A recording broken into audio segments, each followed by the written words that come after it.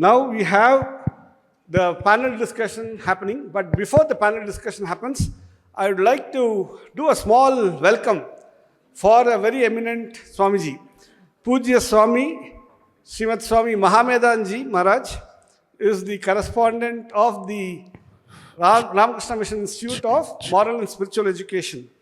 Now, before he joined here as a correspondent, and of course he has come on a special mission, and the special mission is what he's going to talk on later, the valedictory keynote.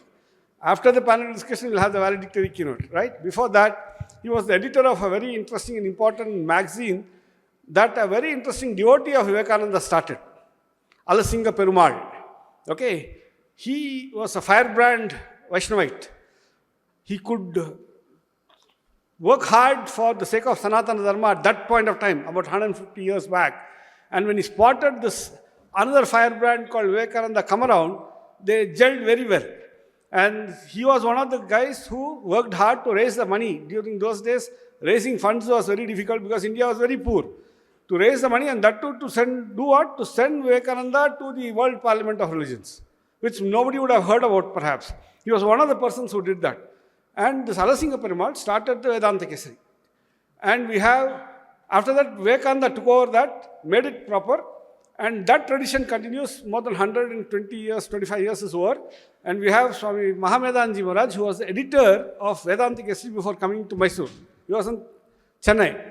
And you may ask, what did he do, where did he do, how did he do? That's not important. He came across Vivekananda, he decided that he will dedicate his life. But one thing that he has done, which many of you people would like to possibly appreciate is, he holds a PhD in literature. So Mahamedanji Maharaj, may I request you to come over to the stage. And along with Mahamedanji, we'd like to request Brahmachari Atmanirta Mritanandaji to come and honor Mahamedanji. Welcome Mahamedanji and honor Mahamedanji.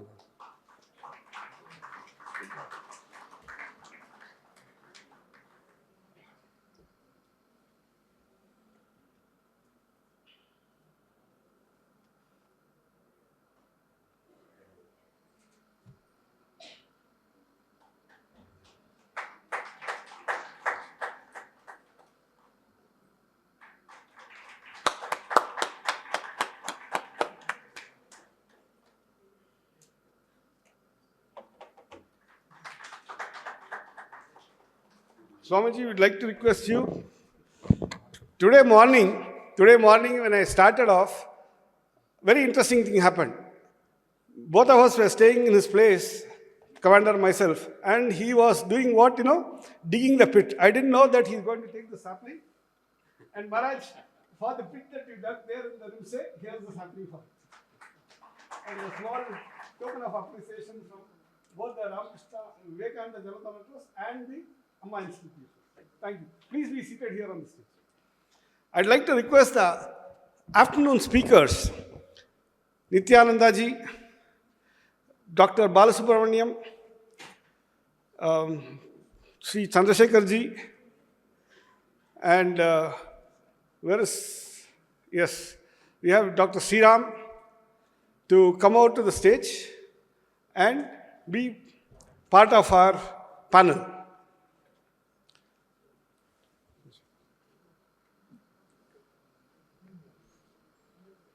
Maharaj, Swami Ishtanathananda ji, please come.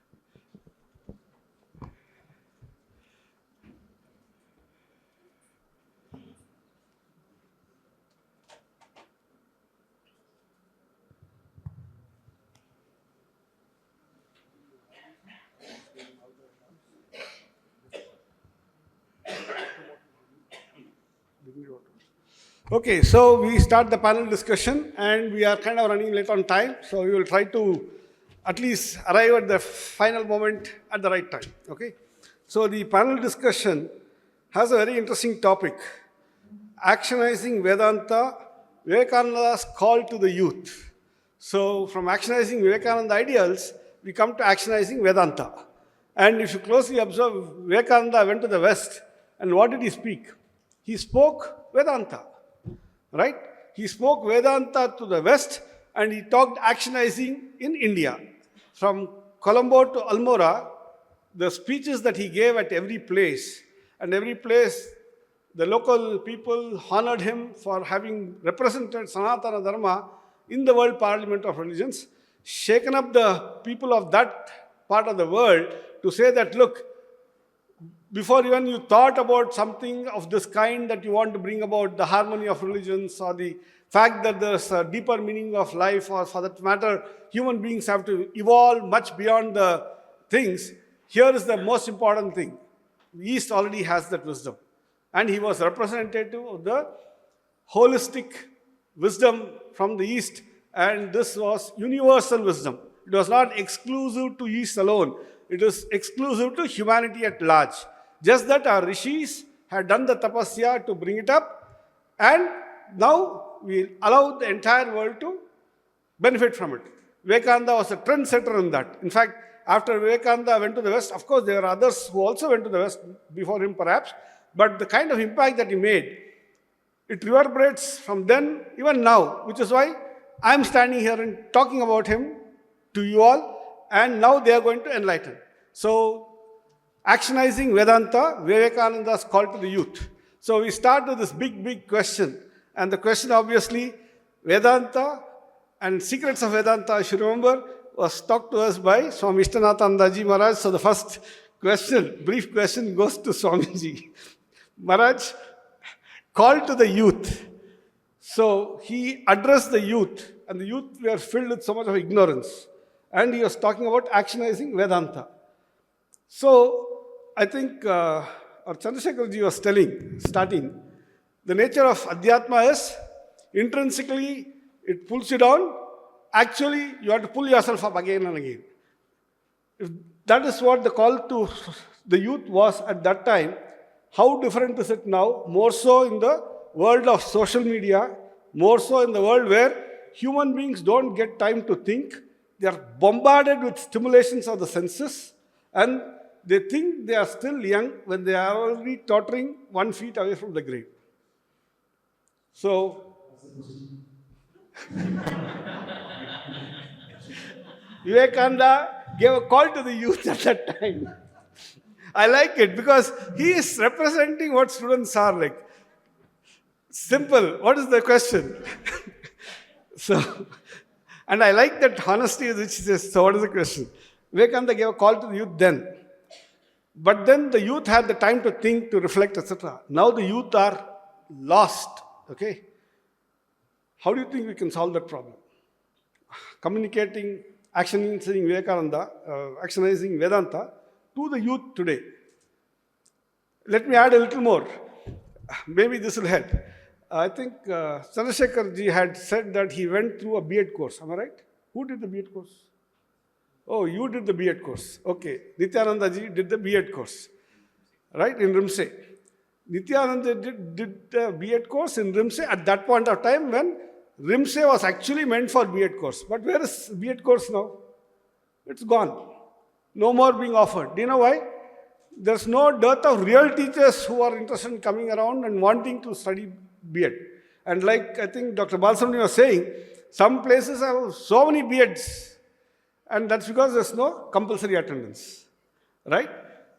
So something is really amiss. Given that situation, how do we communicate the call of Vivekananda to the youth to actionize Vedanta? I hope you have understood the question. I am struggling with that. Not the question, answer. Swamiji, the question is, youth today are very different from the youth at the time of Vivekananda. He gave a rousing call at that time. If you want to translate that to contemporary times, especially the youth immersed in social media, etc., how can we successfully do it? Youths are not useless, they are useless.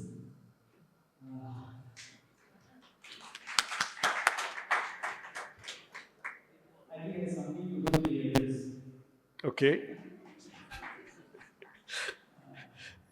You have to engage them, awareness has not been there.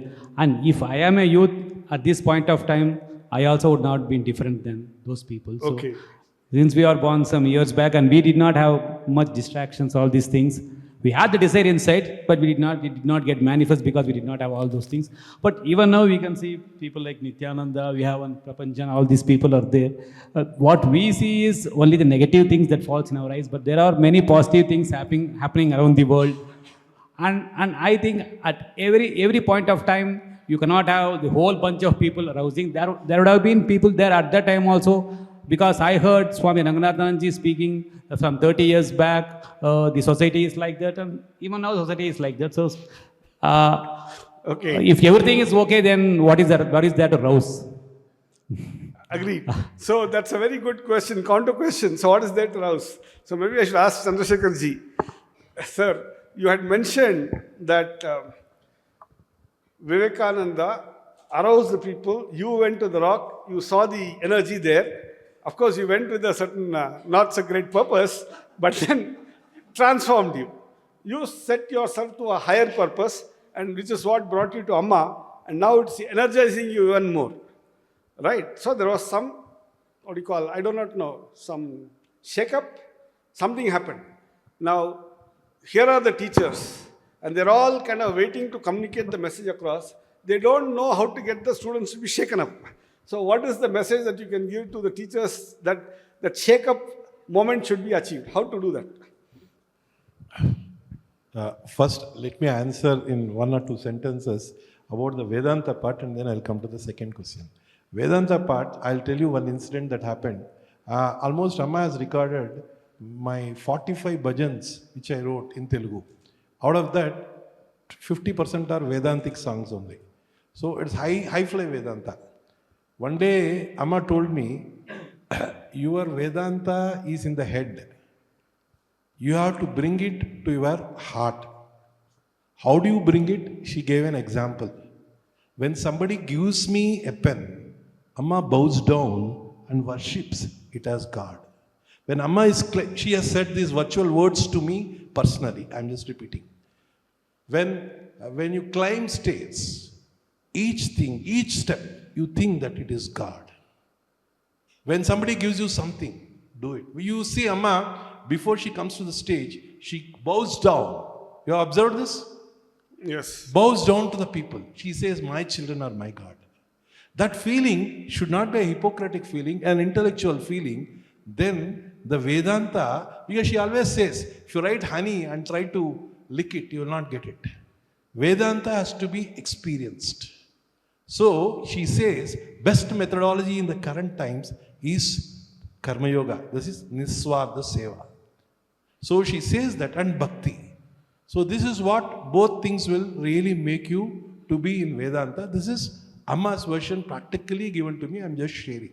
Now coming to how do you rouse and how do you shake up. That is the thing. With me, there are 100 people from that SV University batch who went to Kanyakumari. So one girl and a boy eloped.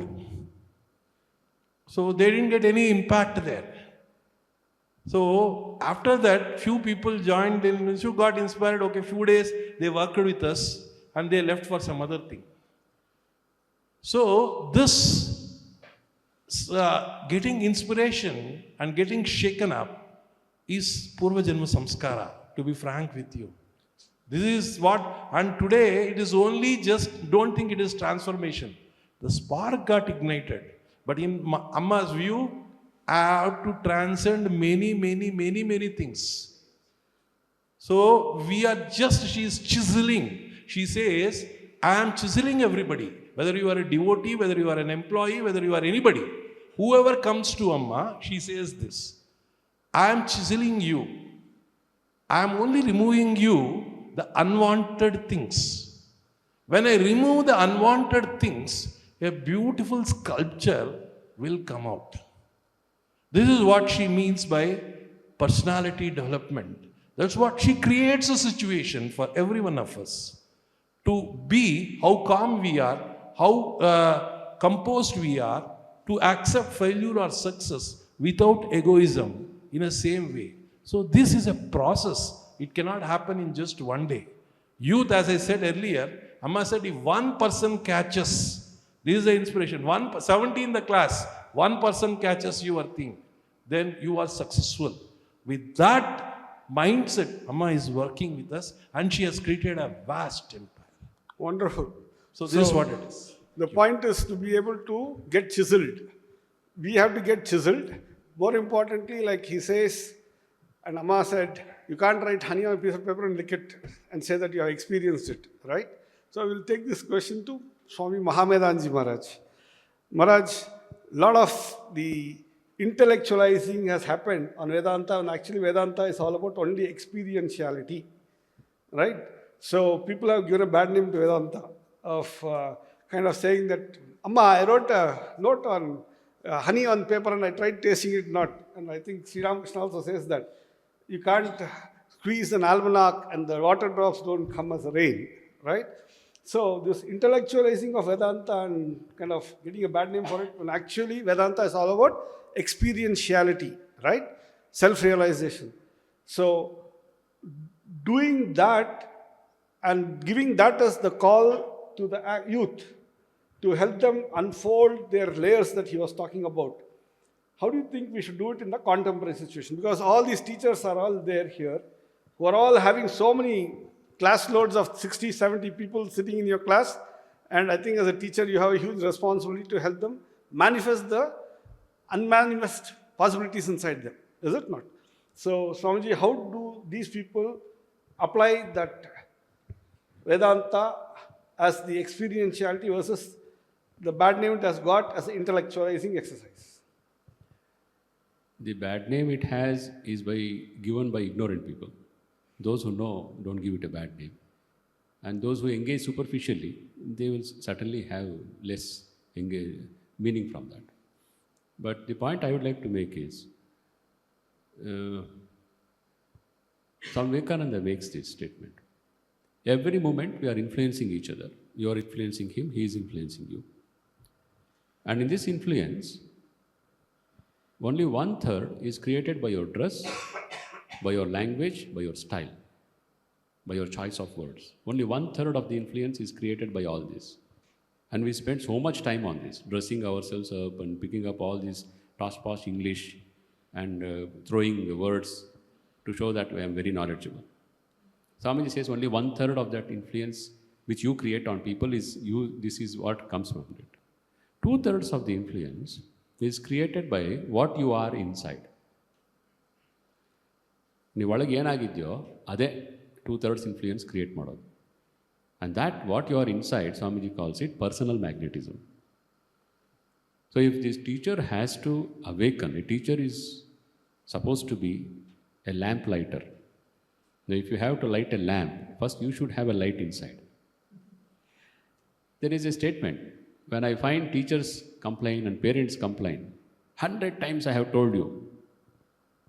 Then immediately I tell them, if you have used this phrase, anyone here who has used this, how many times I have told you? With your children or with your students? You have used it? Common how many language, times I have told you? In Kannada we say, 100 sati helidini. We may not have told, but we say, 100 times I have told. So whenever we repeat that sentence, if you are going to repeat, please remember these words of Emerson. Emerson was a transcendentalist, American transcendentalist, poet and essayist. He says, what you are is speaking so loud, I can't hear you. What you are is speaking so loud, I can't hear you. Your character is speaking something and your words are something else. So if a teacher comes and tells, do this, do that, the student sees the character. So when there is no character force behind those words, there is no communication, transformative communication happening, and there will be no change in the students. But if I want to communicate Swamiji's message to the youth or Amma's message to the youth, both are same message. Swamiji's message is Amma's message. Both are nothing but Upanishadic message. Swamiji says, I have not told anything other than the Upanishads. And what Amma is telling is for baby food. He has made it more easy for us, baby food. Because Swamiji came and went, Amma said, call has been given and no awakening is happening here. And what is her response? If 2 children pick up your ideas, That is success. That is always the truth. So if I want my students to improve and I want them to build their character and pick up these ideas, great ideas of this great land, I should first live those values. A teacher has to be a lamplighter because teachers are nation builders. And it is in the classrooms that the future of India is being shaped. Are you aware of that? And are you awake to that responsibility? That is the answer. That's the question to the teachers. Fantastic. So I really appreciate the fact that he has touched your hearts. 2/3 of you has to influence the class. 1/3 is your chattering or jabbering or whatever it's doing. I'm in your category, so it's okay. So we'll take this question from Swamiji to our friend Dr. Sriram, who talks about the Iksha method of learning. So, Dr. Sriram, Swamiji said 2/3 is what makes the difference, 1/3 is what the noise outside could be, like as parents or as teachers. And you are talking about the Iksha method of learning for the students. So tell me, how much of your Iksha method that you spoke about, or rather, you spoke about alternative pedagogy and you gave a very interesting perspective, how much of that incorporates the Vedantic truths that Swami Vivekananda was talking about all the while? So first of all, I'm not qualified to be on the same stage as Swamiji's. So whatever I say, I'll say it in the spirit of satsang. And any mistakes, I hope the Swamijis will correct. No, we are talking about you and your methodology. I'll talk about it. Yeah, so you're taking whatever Swamiji said and applying yes, it to you. Yes. So putting you in your hot seat if it's okay. Yeah. So in my Iksha method that I talked about, I gave 1 or 2 examples. One is using Yoga Nidra to learn a subject in your sleep, for example, when you're doing Yoga Nidra, right?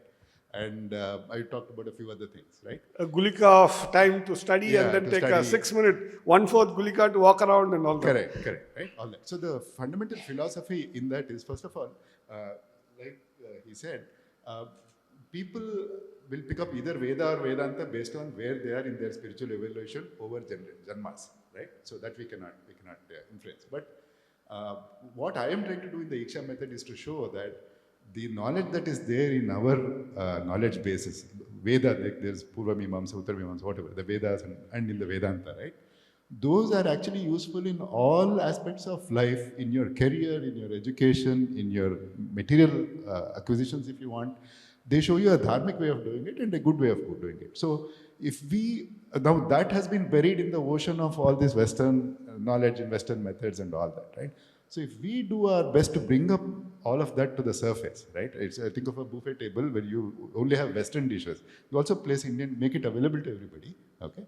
Then people who are not ready to start with Vedanta, they will start with Veda. They will say, like, previously you had, Kanakadara Stotra for getting money, and you had whatever, like Dasharatha did something to get children, etc. So for practical things also, there are Vedic, like the Tirupati, there is a SVBC broadcast series on Vedas, where they talk about every practical thing in the real world, there are Vedic ways of achieving it, dharmic ways of achieving it. So the aspirational human being existed in the Vedic times too. Yeah. And that's what Vedas are all about, I suppose. Yeah. So what I'm seeing is the Vedantic or Vedic way has been divorced from the current material aspirations of people.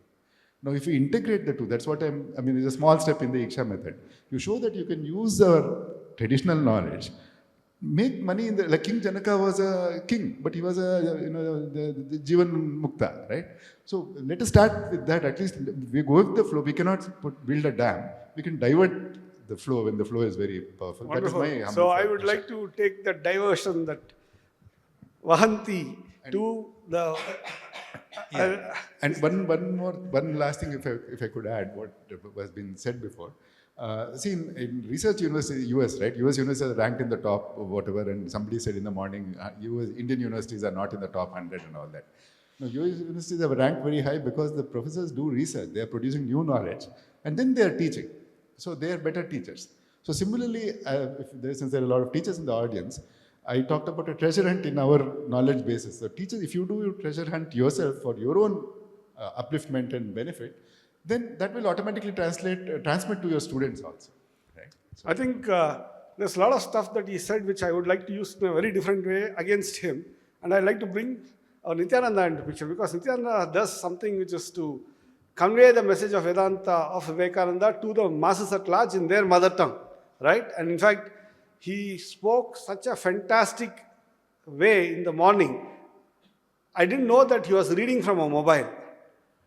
And the best part of the joke was that that's the English translation of his Kannada speech. And how did the speech happen? From the 2/3 of him. It came from his heart, right? So, the university rankings that Dr. Sriram was talking about, Americans like to tom-tom their achievement. We are actually faking here by trying to retrofit ourselves into their scheme of things. What is actually important is Gurukula part, perhaps. And that's what Viveka Vidya Vahini tries to do to arouse the students by bringing them to their natural scheme of things to get them to understand what life is all about, and they are doing it.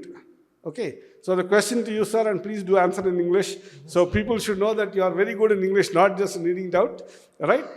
So the question to you is, Vedanta, Vivekananda, and you are doing the Vahini part. So what are the challenges that you found there? What is it that these teachers can take away so they can apply it on the students tomorrow? Not tomorrow, tomorrow is a holiday, I guess, Kanakadasa Jayanti. Day after tomorrow when they come to the class. Continue. Sir ನಾನು ಕನ್ನಡದಲ್ಲಿ ಹೇಳ್ಬಿಡ್ತೀನಿ ಇದಕ್ಕೆ, No. Translate ಮಾಡಕ್ಕೆ ಹೆಂಡ್ತಿ ಇಲ್ಲ. All right, continue.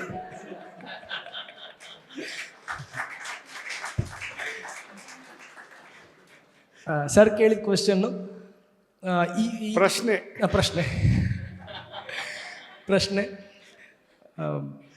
ಯಾವ್ಯಾವ ಚಾಲೆಂಜಸ್ನ ನೀವು face ಮಾಡಿದ್ರಿ, ಎದುರಿಸಿದ್ರಿ ಈ ಕೆಲಸಗಳನ್ನ ಮಾಡಬೇಕಾದ್ರೆ ಅನ್ನುವಂಥದ್ದು. ಎರಡನೇದು, ಅದಕ್ಕೆ ನೀವು ಕಂಡುಕೊಂಡಂಥ ಉಪಾಯಗಳನ್ನು ಟೀಚರ್ಸ್ ಹೇಗೆ ಶಾಲೆಗಳಲ್ಲಿ ಅಪ್ಲೈ ಮಾಡ್ಬೋದು ಅಂತ. ತುಂಬ ದೊಡ್ಡ ಸವಾಲು ನಮಗೆ ಎದುರಾಗಿದ್ದೇನೆಂದರೆ ಸ್ವಾಮೀಜಿಯ ಜೀವನ ಸಂದೇಶವನ್ನು ಆ ಮಕ್ಕಳ ಲೆವೆಲ್ಗೆ ತಲುಪಿಸೋದ್ರಲ್ಲಿ ಮೊದಲನೇದು ಅವರಿಗೆ ನಾವು ಏನು ಕಲಿಸ್ತೀವಿ ಅನ್ನೋದಕ್ಕಿಂತ ಆಲ್ರೆಡಿ ಏನು ಕಲಿಸಿದ್ದಾರೆ ಅದನ್ನು ಅನ್ಲರ್ನಿಂಗ್ ಮಾಡಿಸೋದು ದೊಡ್ಡ ವಿಚಾರ ಆಗಿಬಿಟ್ಟಿದೆ. ಅಂದರೆ ನಮ್ಮ ಎಜುಕೇಷನ್ ಸಿಸ್ಟಮ್ಮು ಅಷ್ಟು ದಿನಗಳಿಂದ ಕೊಡ್ತಾ ಇರ್ತಕ್ಕಂಥದ್ದು ಮೆಕಾಲೆ ಎಜುಕೇಷನ್ ಏನು ಶುರುವಾಯಿತು, ಆ ಮೆಕಾಲೆ ಎಜುಕೇಷನ್ ಇವತ್ತಿನವರೆಗೂ ನಡೀತಾ ಇರೋದು. ಅಂದರೆ ಗುಲಾಮರನ್ನ ತಯಾರು ಮಾಡೋದಕ್ಕೆ, ಸ್ಲೇವ್ಸ್ಗಳನ್ನ ತಯಾರು ಮಾಡೋದಕ್ಕೆ, ಕ್ಲರ್ಕ್ಗಳನ್ನ ತಯಾರು ಮಾಡೋದಕ್ಕೆ ಏನು ಎಜುಕೇಷನ್ ಸಿಸ್ಟಮ್ ಶುರುವಾಯಿತು, ಆ ಸಿಸ್ಟಮ್ ನಮಗೆ ದೊಡ್ಡ ಶತ್ರು ಆಗ್ಬಿಟ್ಟಿದೆ. ಆ ಶತ್ರುವಿನ ಕೆಲಸ ಏನು ಅಂತ ಹೇಳಿದ್ರೆ ಕೇವಲ 6 ಸಬ್ಜೆಕ್ಟ್ನ ಕಲಿಸ್ಬೇಕು, 600ಕ್ಕೆ 600 ಮಾರ್ಕ್ಸ್ ತೆಗೆಸ್ಬೇಕು. 600ಕ್ಕೆ 601 ಮಾರ್ಕ್ಸ್ ಇದ್ದಿದ್ರೆ ಅದಕ್ಕೆ ಪ್ರಿಫರ್ ಮಾಡ್ತಾ ಇದ್ರು. 601 ಮಾರ್ಕ್ಸ್ ತೊಗೊಳಕ್ಕಾಗಲ್ಲ ಅಂತ 600ಕ್ಕೆ 600 ತೆಗೀರಿ ಅಂತ ಹೇಳ್ತಾ ಇದ್ದಾರೆ. ಸೊ ನಮಗೆ ಮೊದಲನೇ ಸವಾಲು ಎದುರಾಗಿ ಇದ್ದಿದ್ದು, ನಮ್ಮ ಮಗು ಮಾರ್ಕ್ಸ್ ತೆಗಿಬೇಕು, ನಮ್ಮ ಕ್ಲಾಸ್ ಫಸ್ಟ್ ಬರಬೇಕು, ಇದನ್ನೆಲ್ಲ ಹೇಳ್ಕೊಡೋದಕ್ಕೆ ಪುರ್ಸೊತ್ತಿಲ್ಲ, ಟೈಮ್ ಇಲ್ಲ, ಬೇಕಾಗಿಲ್ಲ, ಅವಶ್ಯಕತೆ ಏನು ಅನ್ನುವಂಥದ್ದು. ನಾವು ಅದನ್ನು ಹೆಂಗೆ ಟ್ಯಾಕಲ್ ಮಾಡಿದ್ವಿ ಆ ಪ್ರಾಬ್ಲಮ್ನ ಅಂತ ಹೇಳಿದ್ರೆ, ಅವ್ರ ದಾರಿಯಲ್ಲೇ ಹೋದ್ವಿ. ಅವ್ರಿಗೆ ಬೇಕಾಗಿರೋದು ಮಾರ್ಕ್ಸ್ ತಗೋಬೇಕು ಅಂತ ಹೇಳಿದ್ರೆ ಮಗು ಚೆನ್ನಾಗಿ ಓದಬೇಕು. ನೀವು ಚೆನ್ನಾಗಿ ಓದಬೇಕು ಅಂದರೆ ವಿದ್ಯಾರ್ಥಿಯಾಗಿ ಬುಕ್ ಕೊಡಬೇಕು ಮಗುಗೆ. ನಾವು ಹೇಳಿದಂಥ ಸೊಲ್ಯೂಷನ್. ಸೊ ವಿದ್ಯಾರ್ಥಿಗಾಗಿ ಪುಸ್ತಕ ಹೋಯಿತು, ಆ ಪುಸ್ತಕದಲ್ಲಿ ಹೇಳಿರೋದು ಅದೇನೆ, ಚೆನ್ನಾಗಿ ಓದೋದಕ್ಕೆ ಏನು ಬೇಕೋ ಅದು ಹೇಳಿದ್ದಾರೆ. ಆದರೆ ಆ ಪುಸ್ತಕನ ನಾವು ಆಳವಾಗಿ ನೋಡಿರೋದ್ರಿಂದ, ಓದಿರೋದ್ರಿಂದ, ನಾನು ಅದರಿಂದ ಇನ್ಸ್ಪೈರ್ ಆಗಿರೋದ್ರಿಂದ ಆ ಪುಸ್ತಕದಲ್ಲಿರೋ ವಿಚಾರ ಏನು ಅಂತ ಹೇಳಿದ್ರೆ, ಹೇಗೆ ಮಾರ್ಕ್ಸ್ ತಗೋಬೇಕು ಅಂತ ಹೇಗೆ ಹೇಳಿದಾರೋ ಅದಕ್ಕಿಂತ ಹೆಚ್ಚಾಗಿ ಅದರಲ್ಲಿ ಕೊಟ್ಟಿರ್ತಕ್ಕಂಥದ್ದು ಒಬ್ಬ ಉತ್ತಮ ಮನುಷ್ಯನಾಗೋದಕ್ಕೆ ಏನು ಮಾಡಬೇಕು ಅನ್ನೋದರ ಬೇಸಿಕ್ ವ್ಯಾಲ್ಯೂಸ್ನ ಆ ಮಕ್ಕಳಿಗೆ ಇಂಜೆಕ್ಟ್ ಮಾಡ್ತಾರೆ. ನಾನು ಇಂಜೆಕ್ಟ್ ಅನ್ನೋ ಪದನ ತುಂಬ ಕಾನ್ಷಿಯಸ್ಲಿ ಯೂಸ್ ಮಾಡ್ತಾ ಇದ್ದೀನಿ. ಇಂಜೆಕ್ಟ್ ಮಾಡ್ತಾರೆ ಸ್ವಾಮೀಜಿ, ಪುರುಷೋತ್ತಮಾನಂದಜಿ ಮಹಾರಾಜರು. ಸ್ವಾಮೀಜಿ ಕನ್ನಡದಲ್ಲಿ ಮಾತಾಡಿದ್ರೆ ತುಂಬ ಚೆನ್ನಾಗಿರುತ್ತೆ. ಇಂಜೆಕ್ಟು, ಕಾನ್ಷಿಯಸ್ ಆಗಿ, ಆಮೇಲೆ ಸಜೆಷನ್ಸ್, ಅದೆಲ್ಲ ಉದ್ದೇಶಪೂರ್ವಕವಾಗಿ ಸ್ವಾಮೀಜಿ ಅದನ್ನು ಒಳಗಡೆ ಸೇರಿಸಿದ್ದಾರೆ. ಯಾಕೆಂದರೆ ಅವ್ರ ತಪಸ್ಸು ಅದರಲ್ಲಿ ಸೇರ್ಕೊಂಡಿದೆ ಅಂತ ನಾನು ಭಾವಿಸ್ತೀನಿ. ಹೀಗಾಗಿ ವಿದ್ಯಾರ್ಥಿಗೆ ಪುಸ್ತಕ ನಮಗೆ ತುಂಬ ದೊಡ್ಡ ಅಸ್ತ್ರ ಆಯಿತು. ಆ ಥರದ ಪುಸ್ತಕಗಳನ್ನ ನೀವು ಇನ್ನೊಂದಷ್ಟು ಹುಡುಕ್ಬೋದೇನೋ, ಆದರೆ ನಮಗೆ ಸುಲಭದಲ್ಲಿ ಸಿಕ್ಕಿದ ವಿದ್ಯಾರ್ಥಿಗೆ ಪುಸ್ತಕ. ಆ ಪುಸ್ತಕವನ್ನು ನೀವು ಮಾರ್ಕ್ಸ್ ತಗೊಳ್ಳೋದಕ್ಕೆ ಅಂಥೇಳಿ ಅವ್ರ ಭಾಷೆಯಲ್ಲೇ ಅವರಿಗೆ ಕೊಟ್ಟು ಆ ಪುಸ್ತಕವನ್ನು, ಅಂದರೆ ಅವ್ರು ಯಾವ ದಾರಿಯಲ್ಲಿ ಹೋಗ್ತಾ ಇದ್ರು ಮಾರ್ಕ್ಸ್ ತಗೊಳ್ಬೇಕು ಅನ್ನೋ ಹಂಬಲದಲ್ಲಿ ಅವ್ರನ್ನ ಆ ಕಡೆ ಈ ಕಡೆ ಮಾಡದೆ ಅವ್ರು ಹೋಗೋ ದಾರಿಯಲ್ಲಿ ಜೊತೆಗೆ ಹೋಗಿ ಆ ಪುಸ್ತಕವನ್ನು ಕೊಟ್ಟು ಅದರಲ್ಲಿ ನಾವು ತೋರಿಸಿದ್ದೆ ನಿಮಗೆ ಕ್ವಶನ್ ಪೇಪರು, ಸರ್ಟಿಫಿಕೇಟಲ್ಲಿ ಏನು ತೋರಿಸಿದ್ನೋ ಎಲ್ಲವೂ ಕೂಡ ಅವ್ರ ದಾರಿನೇ. ಮಾರ್ಕ್ಸ್ ತಗೊಳ್ಬೇಕು, ಪ್ರೈಸ್ ತಗೊಳ್ಬೇಕು, ವಿನ್ ಆಗಬೇಕು, ಗೆಲ್ಲಬೇಕು, ಕಾಂಪಿಟೇಷನ್ ಮಾಡಬೇಕು, ಎಲ್ಲ ಅವ್ರ ಭಾಷೆ. ನಮ್ಮ ಭಾಷೆ ಇದ್ದಿದ್ದು ಸ್ಪಿರಿಚುವಲ್, ಆಧ್ಯಾತ್ಮಿಕ ತತ್ವಗಳನ್ನ ತಿಳ್ಕೊಳ್ಬೇಕು, ಒಳ್ಳೆ ದಾರಿಯಲ್ಲಿ ಹೋಗಬೇಕು, ಮೌಲ್ಯಗಳನ್ನ ಕಲಿಬೇಕು ಅನ್ನೋಂಥದ್ದು. ಅವರ ದಾರಿಲಿ ಅವ್ರಿಗೇನು ಬೇಕೋ ಕೊಟ್ಟು ನಮಗೇನು ಬೇಕೋ ಅದನ್ನ ಅವ್ರಿಗೆ ಗೊತ್ತಾಗದಂಗೆ ಪಾಸ್ ಮಾಡಿದೆ. ಅಂದರೆ ಅದನ್ನ ಆ ದಾರಿಯಿಂದ ನಾವು ಹೊರಡಿ will go to doctor Balasubramaniam last year. So ಸವಾಲನ್ನು ಎದುರಿಸಿದ್ದು ಹೀಗೆ. ಟೀಚರ್ಸ್ ಅದನ್ನ ಕ್ಲಾಸಲ್ಲಿ ಹೆಂಗೆ ಸೇರಿಸ್ಬೋದು ಅಂತ ಹೇಳಿದ್ರೆ ಅವರ ದಾರಿಯಲ್ಲೇ ಹೋಗಿ ಅವ್ರ ಭಾಷೆಯಲ್ಲೇ ಮಾತನಾಡಿ ಅವ್ರನ್ನ ನಮ್ಮ ದಾರಿ ಕರ್ಕೊಂಡ್ಬರೋದು. ಸೊ ಇದು ಈಸಿ ಅಂತ. ಸೊ ಅವರ ದಾರಿಯಲ್ಲಿ ಹೋಗ್ಬಿಟ್ಟು ನಾವು doctor Balasubramaniam will asking the question from Kannada to English. Sir, you went in all the bombastic way like you told, went to the rural village to tell the people that this is how you should become medically healthy, and then ended up teaching sericulture and other ways and means of living for them. And they were so honest in what they were doing, though they were having their own challenges in life. So here is Vedanta, actionizing Vedanta, call to the youth that you faced in the the tribal villages of HT Kote. What things worked for you? What things didn't work for you?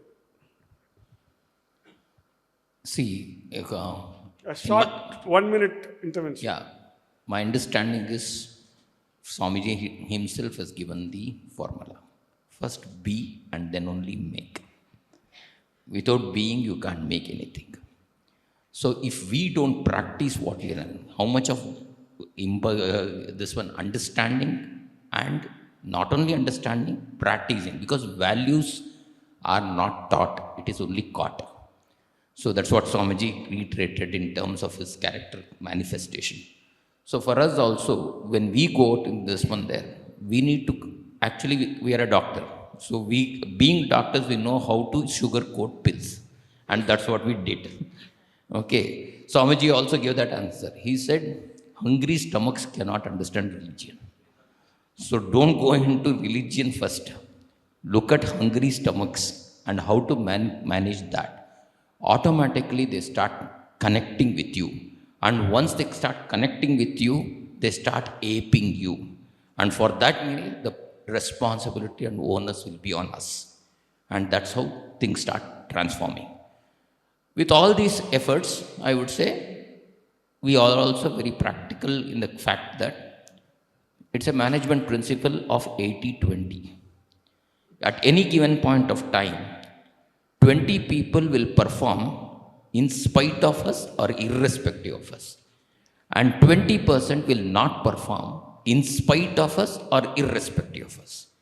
But the 60% in between is the fence hitters whom you can influence. And that is where your effort should be.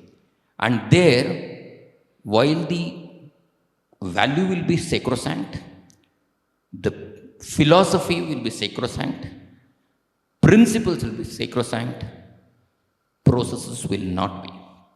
You need to modify the process. One is an auditory learner, one is a visual learner, one is a kinesthetic learner, one is a rote learner. So when we transact, are we incorporating all types of processes for all types of people in that area? Able to imbibe is important. Wonderful. Okay, thank you. 80-20, 60-20-20. Let's take those formulas and present it to Pujya Swami Mahavedanji Maharaj, because he is going to do this. I don't know what new formula he'll be coming up with, but that's the later part of the lecture. Swamiji, you get so many people come for retreat into Rimse every week. In fact, from all over India, PSUs, government officials, schools, colleges, students, they come to Rimse, and I think you guys should also go to Rimse sometime. One of your staff members did visit the Rimse and the library there, etc., etc. How does Swamiji handle this? Because he's going to get a chow chow bath, or what is it, kichdi, of a chitrana, of variety of people coming around, and he has to communicate to them. So Swamiji, how do you do that to convey the message of Vedanta and Vivekananda to the people who are of a variety of personality types? See, when we present our topics to the school and college, these are the topics we'll be presenting to your students. They choose what topics they want, and we have resource persons. I cannot speak about the resource persons. As an administrator, we make all the arrangements, we choose the best resource person, and we make all the facilities so that there is a good interaction between the speaker and the students. I can speak for myself as an individual because I also take classes regularly. When I am communicating whatever I know about Swamiji and Vedanta, I have no goal like I have to transform these boys and girls. I only know I have understood it, and I begin with this Sahana Bhavatu mantra. And I am also relearning it every time when I engage with them. So it is for me more a process of going deeper into that idea. Though I have taken the same topic maybe 10 times, 15 times, I find I get some new insights. And when I enter into the subject sincerely, I automatically find the audience also participates. So my engagement I have seen when I don't engage properly, I see the audience also probably has not caught the thoughts. So it's more like, because I cannot talk about the students, how much they keep looking at so many teachers sitting here, I don't know how many are listening. It's always the same case. Audience will be sitting there. I don't So know how that- many of you got the joke there. so Continue. there is no guarantee that they are listening to you. So if I go on thinking, is he listening or is she watching a mobile, then I won't be able to give my presentation. So I have to do this, and this is done as our worship of Sri Ramakrishna, worship to Amma. I have to teach here, and that is my worship. Teaching is my worship. So it goes to the God.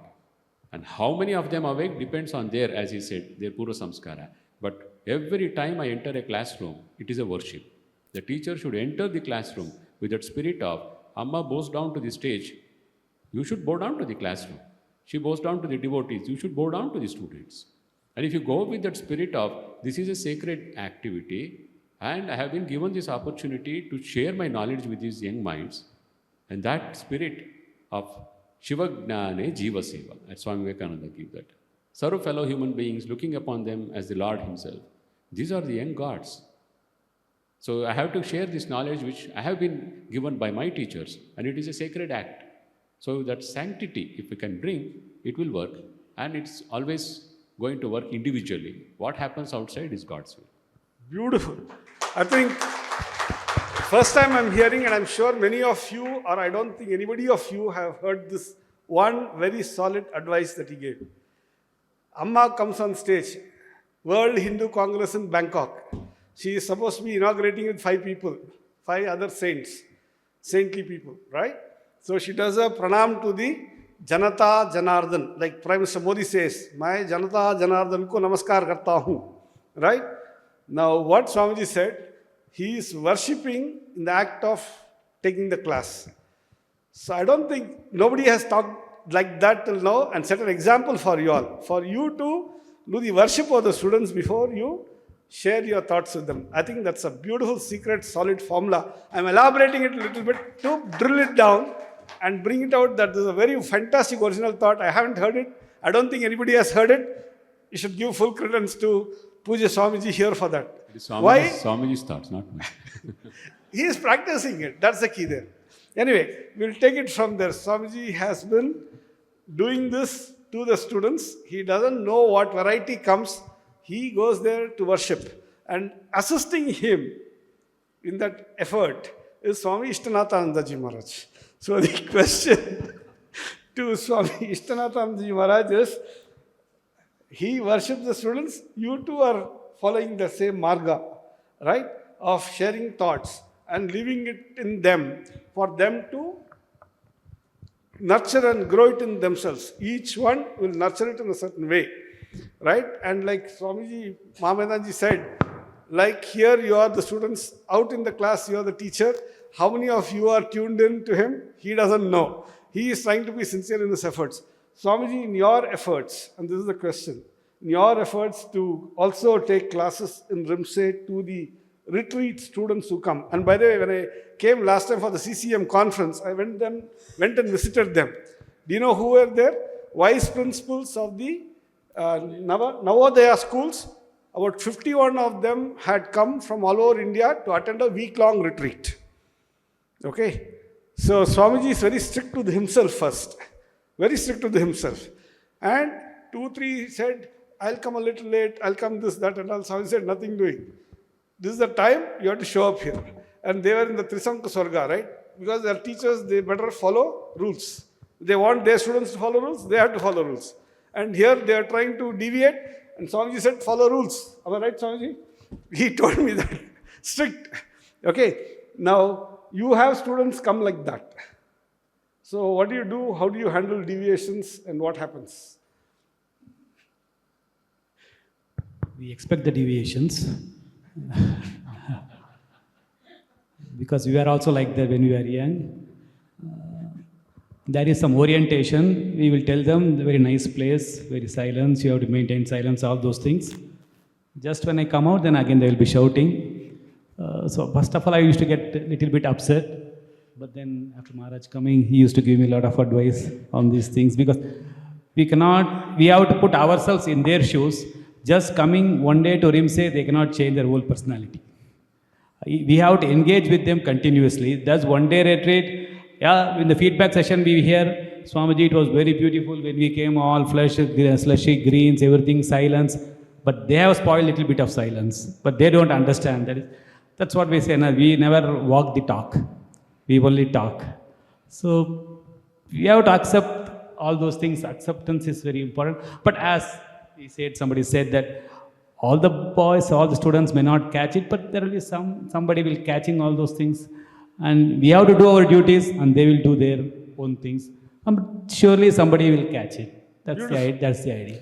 Wonderful. Straightening the dog's tail. That's the exercise that you all are indulging in. And I think that's why Amma's institution is paying a nice fat salary perhaps.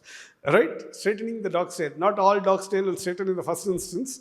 But then let's take it over to the Dr. Sriram there. Because the point is very simple. Straightening the dog's tail is what we all try to do as an effort in education. And the name of the game is a lot of compassion and patience, like how our Swamiji is saying. Yes, we put in our efforts, they do what they do because their instincts do it, but somewhere some fire is ignited and then it comes up. So to Dr. Sriram, you have been a teacher for 10 years in the Institute of Science, approximately 10 years, right? But then you didn't teach this style, I suppose. No, and that's a very important confession. The point is this. Now what did you do that you came across this Iksha method that you think is important? Does that method or such methods, alternative pedagogies, do they look upon this very important thing called straightening the dog's tail? You have to put the efforts. The tail may or may not straighten. That's a different issue. Tarme, that's what Swamiji has been saying, right? Your response to the non-straightening is you put in the efforts and be patient. But at least, are you looking at those kinds of methodologies, whatever you're talking about? In the Indian knowledge systems, do you find that? Yeah, so first of all, one clarification. So at the Indian Institute of Science, the students are all postgraduates, right? I mean, they finished their undergrad and then they come. So they're at a different stage in their evolution. Okay? So they don't need that much of. So the Iksha method, so it has evolved from the way I used to study when I was in high school and pre-university, and evolved from there. Okay. So let me put it this way. You talk about straightening the dog's tail, right? That's meaning, does your methodology, the pedagogy, talk about transformative awareness in terms of habit change? Yeah, that's exactly what it tries to do. Right? Tries to do that? Yeah, that's exactly what it tries to do. Because normally, see, I'll give you an example. So I'm using sophisticated English and he said yes. Until then I was struggling, he was struggling. See, I'll give you an example. When I was in second PUC, we got the Sanskrit lecturer who was there got transferred and he went to another college and we got a new lecturer. Okay, and this lecturer brought about a transformation because on the first day on the stage, there was a days where he would sit at the table and chair and we would. So he said, he did two things. One, he said, look, I'm sitting on the days and there's a barrier between you and me, or there's a gap between the students, and me. And my goal is to break that barriers. He started making the classes very interactive. Okay, number one. The second thing is he was not only a teacher but a meta teacher, in the sense that he not only taught us what answers to write to questions, okay, or he also taught us how to write the answers so that the invigilator understands that you know the topic. It makes it easier for the invigilator to correct it, etc., etc. So he was teaching us the meta aspects of answering questions also. Right, in that. So not the shortcuts. Not the shortcuts. The meta level, right? So the Iksha method also, what I'm saying is in our Indian knowledge bases, right? Given the examples that I gave you, right? There are methods for how to learn, how to teach, how to spend the day productively, etc., right? Wonderful. So that is what is going to transform the person based on the person's needs and where the person is, and based on the person's personality type and all that. That is missing in most of our schools. Even if you talk about IIT coaching these days, right? You hear about so many suicide in quota and etc., etc. That is because morning to night they're just teaching physics, chemistry, mathematics. Where is the meta teaching happening on how to learn, how to study? Okay, how to spend the whole day, right? Okay, we'll take it from there and then we'll go to see Chandrasekhar ji, who has been advised by Amma. In the class of 70, even if 2 people pick up the right samskaras, then you achieved your goal. So in the class of 70, when you're teaching cultural education and you have this effort to help people to straighten their tails, if I may kind of use that not so very positive metaphor, and then you step out of the class and all their tails are kind of curled up again, right? Now, you have to try it again and again, okay? The 2 out of 70 is such a disheartening number for these people here. How do you, what is the way? Did you try out some newer techniques or something to increase that number? I don't know where I read, but I heard Swami Vivekananda saying, Jesus came, world has not changed. Krishna came, the world has not changed. Rama came, the world has not changed. As he did, the tail, again the dog's tail, it becomes this thing. There was an interesting conversation between Yudhishthira and Narada in Bhagavata. So basically, Narada was asked by Yudhishthira, this Krishna is, you say Krishna is a Bhagavan. So he has come here, he is trying to kill many people, he is trying to do many things. I'm just giving the gist of it. But still, so much of unrighteousness is prevailing. So this is Yudhishthira's question to Narada. Then Narada gives a beautiful answer. Look, dear Yudhishthira, the world comprises of 3 forces. Sattva, Rajas and Tamas. So these 3 are required for the sustenance of the world. So avatar has come only to make it balance. I mean, if suppose 52% is the actual Sattva Guna, it should be there. Just an example, don't take it in a... 52 is the Sattva Guna that is required for the balance of the world. Because of Tamas and Rajas has come up, so that has become 40. Sattva has become 40. So to restore it, Sambhavami yuge yuge, I come again. Dharma samstapanarthaya. So this, like a maintenance engineer, Vishnu is coming. He has taken more than 24 avatars according to Bhagavatam. He is coming and restoring it to 52% of Sattva and then going back. This is there, you can all read it. So this Sattva, Rajas, Tamas are necessary for the world. But only thing is, it has to be balanced. This is what my learning over a period of I was contemplating on this question. Why people, great Mahatmas come, but still the world is again like a dog's tail. It is becoming again the same thing.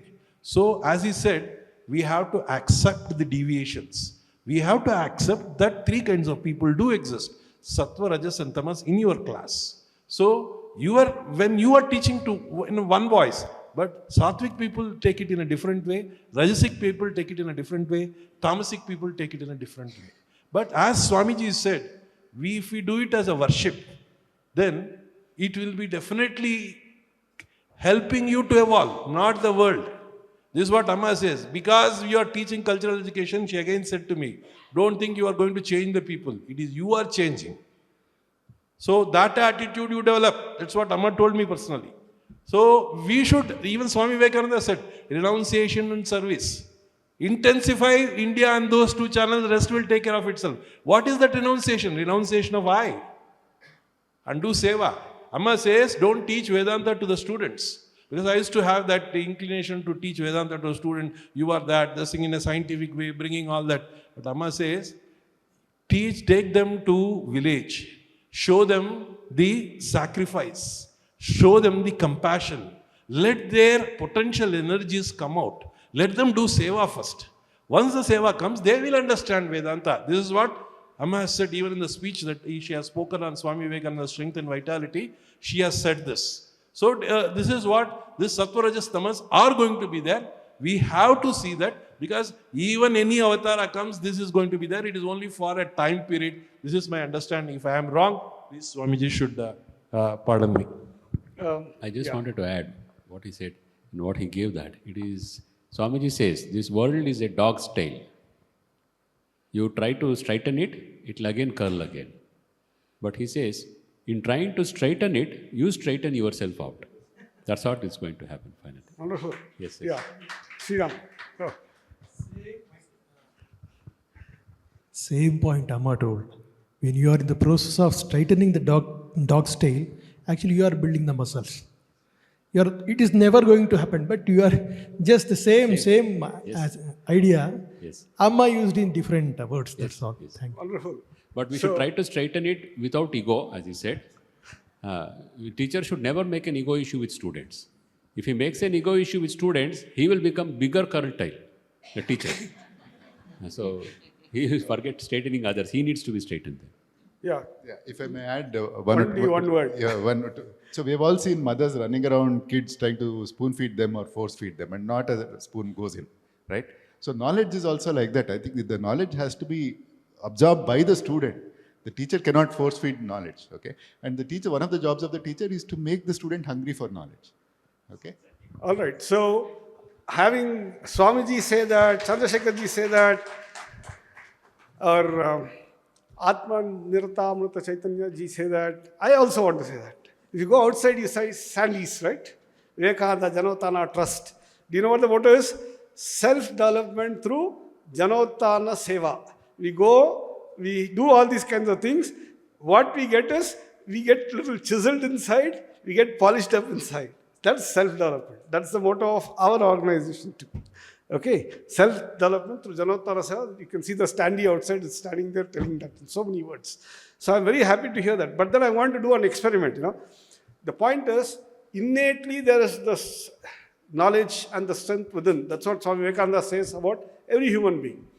We are all living in this anglicized world which is not truly natural to us, right? And the national education policy says about teaching in the mother tongue, okay? And if you closely observe, you have one speaker here who has been very successful, which many of the other speakers may not have succeeded to that extent, primarily because Nityananda Vivekamshi talks that language of the people who are receiving it, right?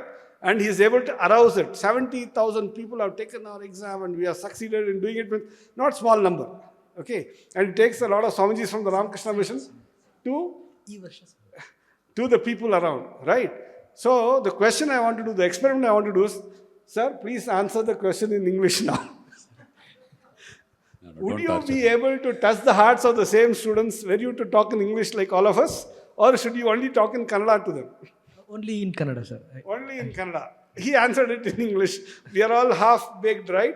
So he put the idea in English. Anyway, we'll now take that same question to our Dr. Balasubramania, who also worked with the tribals. Okay, so as doctors, young doctors, 17 to 19 years, like he was putting it, he was part of that Swami Vivekananda youth movement. They went to the tribal areas, tried to talk their language and put their ideas to them. So you learned from them a lot of interesting things. Did they teach you in their language? Did they teach you in your language? See, for me, when I say words communicate only 7% as per research also. 93% of the communication happens by our... Beautiful. So in there that are two context, things here. yeah. Two things come out. Let me elaborate. Very few words, he has packed a punch of wisdom in that. 93%, 7%, right? So the point which he says is, you go talk, no effect. You conduct yourself in certain ways, and of course, inside of you should have changed, that you go there, things change, right? Now, if you do the same thing out with your students, that's one of the reasons why I think, like the university rankings, the researchers teach. The teachers don't teach. There's teaching hospitals and there are research hospitals. The research hospitals teach better because the researchers have slogged it out to get new results and then they communicate it to the student picks up that. That's why the student succeeds, I guess. The teachers who are trained to teach without understanding what they teach don't succeed in teaching. I just had one comment. Basically, it is not just the communication, it is the tool for communication that you use is extremely important. Okay. I think our ancestors have actually solved that puzzle for us. There are certain input level elements, which is like a formula, which you have to be told and you memorize it. But when it comes to a lot of these value systems, then it has to be reflected. That's why you have Panchatantra tales, Jataka tales, and other things. There are only storytelling sessions because the story takes the person into that life, and that experience that they get during that dramatics that run makes them start reflecting on themselves. So we need to choose the transaction methodology depending on what is the purpose and what is the person and what is the content that you want to transact. Then things will have this one. So if I think, it is like explaining an experiment, which makes no sense. Exactly. Experiments have to be experienced. You don't explain it. Yes. Very good. Dr. Sriram. I just add one practical experience that I had. About 3 years ago, I was teaching a couple of class 12 students for medical entrance exam. And I told them, look, I don't know English, so I'm going to teach you in Kannada. They were English medium students, but I'll use English technical terms, okay? And one of the girls was only speaking in, she said, I'll never speak in Kannada. Though she's in Karnataka somewhere and all that. And I said, no, this is what I know, I'll teach you, okay? And what happened was, actually their thinking skills got triggered. Their thinking was dormant because in English is a foreign language. They're not thinking, they're just mugging up sentences. Yes, exactly. So it really helped. I used technical terms purely in English, but all the teaching was in Kannada and made them to answer me in Kannada also. Exam, they'll answer in English. Beautiful. Experiments have to be experienced. They cannot be explained. So the last word, we'll give it to Swami Janoththana Ji Maharaj. Because he will be sharing with us a summary of these 2 lines. And I'll just start the phrase. Maunam Vyakya Prakritita Parabrahma Dakshinamurti Sostram. So could you please explain to us? It's an experiment that has to be experimented and not explained, but I'm requesting you to explain that. In the sadhana, in the path of Jnana Yoga, we have a disciplines called Shravanam, Mananam and Nididhyasanam.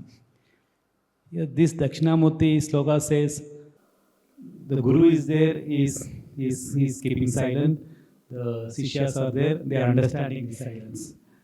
But if you see the classical Vedanta, they say, the knowledge has to come first in tuition rather than in intuition. You hear that? Intuition rather than intuition. That is how the Guru Sishya Samvada, Guru Sishya Parampara, because without knowing anything, if you go and sit and do Nididhyasanam, I am he, I am that, nothing will come. You will only get, who am I am a fool. I am a stupid idiot. Same thing you will get. That's why there is a systematic study of Vedanta, and this understanding dawns on that. According to Advaita Vedanta, knowledge is already there, only the ignorance part is being removed. That's it. When the ignorance is removed, the sun is already there, the cloud has covered that, the cloud in the form of our own thoughts, our own feelings, our own perceptions, all these things. We think I am this body and mind, that's it. But we are that conscious entity, the Atman. But because of ignorance, we think I am. Everybody is experiencing I am. But we don't stop at I am. We think where I am this and that. The this and that has become more. So if you are able to remove all these upadhis, clear out all the upadhis and say, I am the same conscious entity and you are the same conscious entity. That is what is called as Aham Brahmasmi. The Guru says that Tvamasi, the student understands it as Aham Brahmasmi, that thou art and I am that. So these are all, as we discussed, they are all stages. There are some qualification. We need to do karma yoga, then we need to have upasana yoga, meditations. We have to purify our mind because we are all full of raga dveshas, isn't it? Likes and dislikes. So if with these likes and dislikes, if you go and hear Shravana, if you go to the first Mandukya Karika and say all this swapna, what is that, Jagrat, Swapna, Sushupti, everything is not, only Turiya state is there, the student may talk something has gone wrong with the teacher. So it's all, we have to take the student step by step, and it needs a lot of purification of mind, concentration of mind, this one. So through Karma Yoga, we get purification of mind. Through Upasana Yoga, through meditation, we get concentration. So these two things make us Yogya, Jnana Yogyata. We get eligibility for the Jnana. Then we go into Shravana, Manana, Nididhyasana. But everything can happen simultaneously. But as everybody discussed, that it depends upon our own samskaras, evolution, janma stock tumba ide ilva. So we have to clear all these stocks, and we do not know how and what, like that it will get cleared. That's how it is all there. Thank you, Maharaj. On that note, We will all go Maunam, and then we'll Prakatita, the Parabrahma Swarupa, which is all in us, in the sense that actionizing Vedanta happens and your students and the people around you benefit from it. Thank you so much, Maharaj. Thank you all. I think we have come to the end of the panel discussion. I hope we all had a good, interesting time. Okay. Claps are not great enough. I'm not asking you to clap for them. Give a big round of applause to them.